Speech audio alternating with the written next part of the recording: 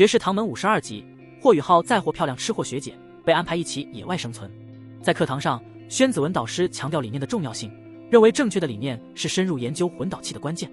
他询问霍雨浩魂导器的定义，霍雨浩给出了一个标准答案，但宣子文对此表示失望，并提出了自己对魂导器的新定义。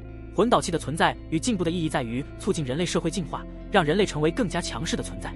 宣子文的魂导器观念非常前瞻，他认为魂导器的发展最终将使得普通人类通过魂导器征服任何种族，甚至是其他世界。他强调，魂导器研究的瓶颈在于他们过于依赖魂师，而魂导器要真正促进人类进化，就必须走入平民的世界。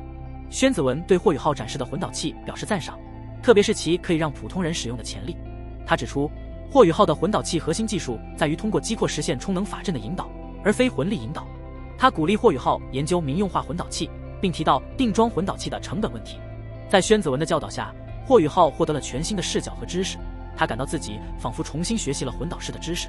宣子文的教学方式与霍雨浩之前在史莱克学院的经历截然不同，他不依赖图纸，而是强调理念和创新。当实验室的门被打开，一名名叫橘子的少女出现时，霍雨浩被她的美貌和气质所吸引。尽管她显得有些慵懒，但她的出现为实验室带来了新的活力。宣子文介绍，橘子是他的另一名学生，也是霍雨浩的学姐，并向霍雨浩解释了魂导师也需要外出历练的重要性。在宣子文的提醒下，霍雨浩意识到自己需要尽快附加第4魂环，以避免魂力停滞不前。宣子文表示，有机会可以带霍雨浩去寻找合适的魂兽，并在找到时帮助他附加魂环。虽然他内心感激宣子文的帮助，但霍雨浩清楚，找到合适的精神系魂兽并非易事。随后，宣子文结束了当天的课程，提醒霍雨浩自己琢磨所学的知识，并强调了理念的重要性。霍雨浩认真的点头，表示理解。当宣子文以吃饭为由唤醒正在休息的橘子时，他的反应令霍雨浩惊讶。橘子突然从睡意中跳起，急忙冲出实验室，展现了他活泼的一面。宣子文对此大笑，而橘子很快意识到被老师戏弄，愤怒地返回，并向宣子文投掷橘子。霍雨浩凭借敏锐的观察力和技巧，帮助宣子文接住了橘子投掷的橘子，这引起了橘子的好奇。他询问霍雨浩是如何做到的，霍雨浩简单地将其归功于自己宗门的技巧。橘子对霍雨浩的技巧表示好奇，并询问了他的宗门。霍雨浩告诉他自己是唐门的，但橘子似乎对唐门并不了解。宣子文向霍雨浩介绍了橘子，并告诉他霍雨浩是新来的学弟，以后会跟随他学习。霍雨浩恭敬地向橘子问好，但橘子似乎对新来的学弟并不太在意，他更关心自己的研究和饥饿问题。宣子文向霍雨浩解释了日月皇家魂导师学院学员魂力提升的特殊情况，学院会使用一些特殊手段助长学员的修为，但也暗示了这些手段可能存在副作用。在宣子文离开后，霍雨浩开始冥想，并将实验室中的魂导器结构和核心法阵记在脑海中。之后，橘子返回并给了霍雨浩一个号牌，允许他自由进出实验室。下午，霍雨浩回到实验室，开始尝试制作4级奶瓶，这是一种需求量大但制作过程繁琐的魂导器。橘子也回到了实验室，开始制作他的核心法阵。霍雨浩利用自己的精神探测能力，观察橘子的制作过程，希望能从中学习。他注意到橘子在实验状态下的专注和他的刻刀技巧，这让他意识到橘子在魂导器制作方面有着非凡的天赋和独特的风格。两人在实验室中各自忙碌，时间在不知不觉中流逝。霍雨浩也在观察和学习中逐渐理解了宣子文的教学理念，开始了自己的魂导器制作实践。随着天色渐暗，实验室内的灯光自动亮起，但霍雨浩和橘子都太专注于手头的工作，没有注意到周围环境的变化。霍雨浩对这一天的收获感到非常满意，尤其是下午观察橘子的实践操作，让他对魂导师的工作有了更深刻的理解和体会。橘子完成了他的核心法阵，霍雨浩好奇地询问他为何不使用辅助工具，却未想到这突如其来的问题让橘子反应激烈。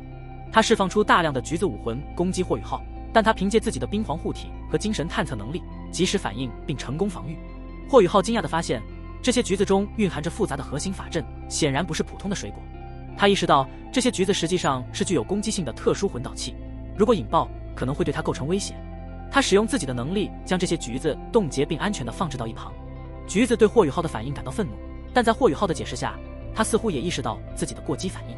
尽管如此，他还是愤怒地离开了实验室。霍雨浩感到无奈，他没有想要得罪橘子，但为了自身安全不得不做出反应。之后，他简单地吃了晚餐，回到宿舍进行冥想，思考如何将新学到的知识和自己的理解相结合。3天过去，霍雨浩在宣子文的指导下对魂导器有了全新的认识。然而，自从第1天的事件后，他再也没有见到橘子。第4天，霍雨浩像往常一样打扫实验室，但被4位学员打断，包括橘子。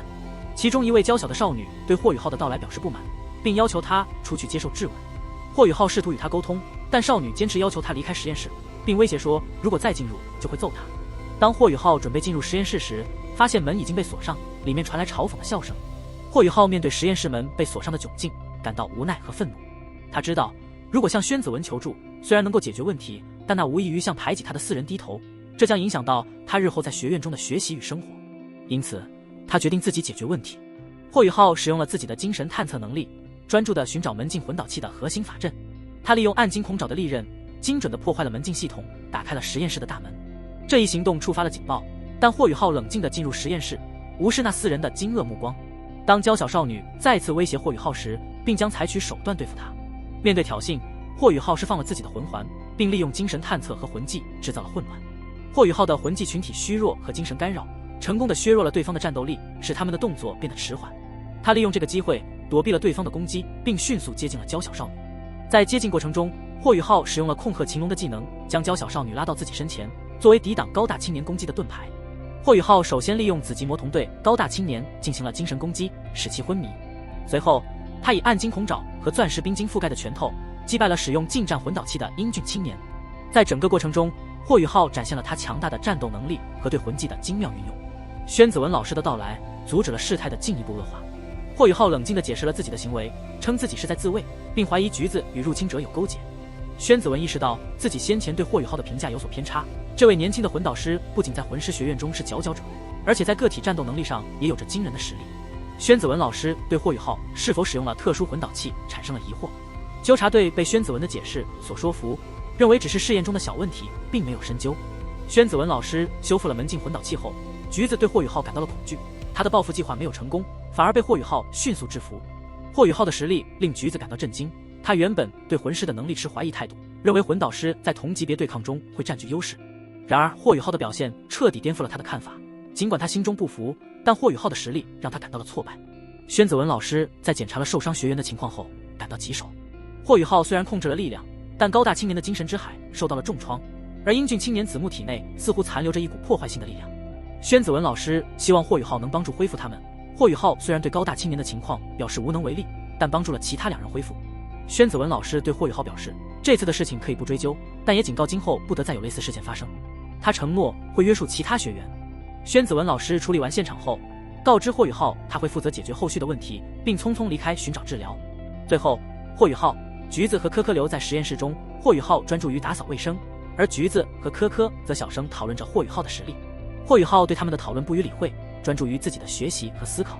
科科心中还是有些不平，用手势与橘子交流，但橘子让他不要再去惹霍宇浩，并提醒他霍宇浩是个孤儿。科科虽然不满，但也回忆起霍宇浩在战斗中的表现，对他的实力印象深刻。橘子试图缓和气氛，提到霍宇浩并没有真的伤害他们，只有子木真正受到了打击。霍宇浩准备离开实验室时，科科试图拦住他，询问他的武魂和使用的暗金色爪子是否是魂导器。霍宇浩并没有回答，只是提醒科科不要再惹他。科科因为害怕再次被动，让开了道路。橘子和科科讨论霍宇浩的实力和背景，橘子表示对霍宇浩的同情，认为他们也有错在先。科科开玩笑说橘子可能喜欢上了霍宇浩，但橘子否认，并提到她只想嫁给一个好厨子，因为她对食物有着特别的追求。霍宇浩回到宿舍，专注于修炼和学习，直到和菜头来访，2人交流了近期的学习成果。之后，宣子文来访，告诉霍宇浩王少杰的情况不太好，询问霍宇浩是否确定王少杰半个月后能恢复。霍宇浩肯定了自己的判断，并解释了精神本源受损后的恢复方法。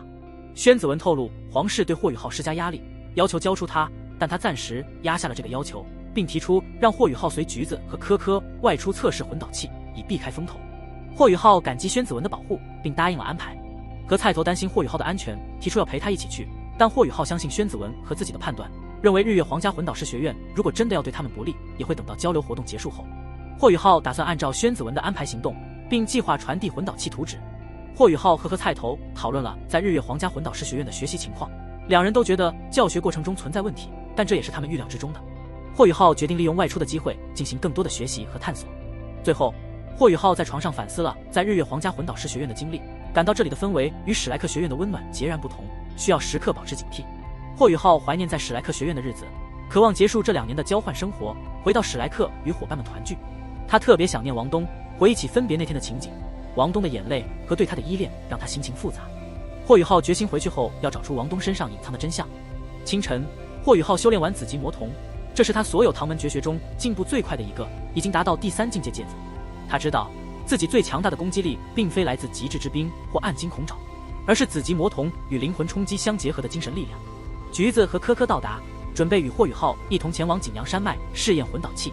科科对霍雨浩有些不满，但橘子希望放下之前的矛盾，好好合作。霍雨浩答应，并表示会保护他们。科科对霍雨浩的态度不满，质问他。霍雨浩则回应说，他只是正当防卫。橘子阻止科科继续争执，重申霍雨浩在这次行动中要听从指挥。霍雨浩展示自己的飞行魂导器，跟随橘子和科科飞往景阳山脉。他注意到双方魂导器的差距，但科科和橘子的飞行魂导器的细节已被他记下。他打算自己找实例来验证理论。霍雨浩不知道景阳山脉的具体位置，但他猜测这次旅行可能是宣子文为了帮助他附加第4魂环而安排的。经过1个时辰的飞行，霍雨浩需要休息，他的魂力消耗较大，而橘子和科科则轻松许多。科科对霍雨浩的魂导器水平表示不屑，但橘子却对霍雨浩的实力和背景感到好奇。他记得霍雨浩战斗中的英姿，能感到他身上有许多秘密。霍雨浩的魂力恢复速度令二女吃惊，他的魂力浓度和持续战斗力远超同级别魂师。橘子劝说科科，提醒大家要同舟共济，遇到危险时要通力合作。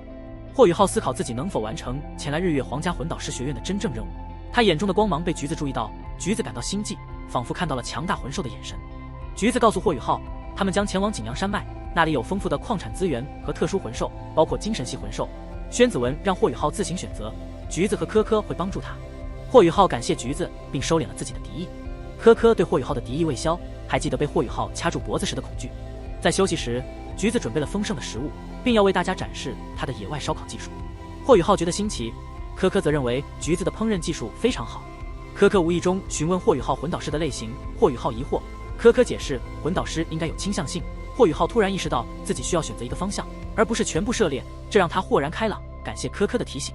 霍雨浩决定成为战争型魂导师，专注于近战和一定距离内的远程攻击魂导器研制。科科说道自己是高爆发忠诚战斗型魂导师。霍雨浩意识到魂导师的系别划分很重要，打算将这个消息传回史莱克学院。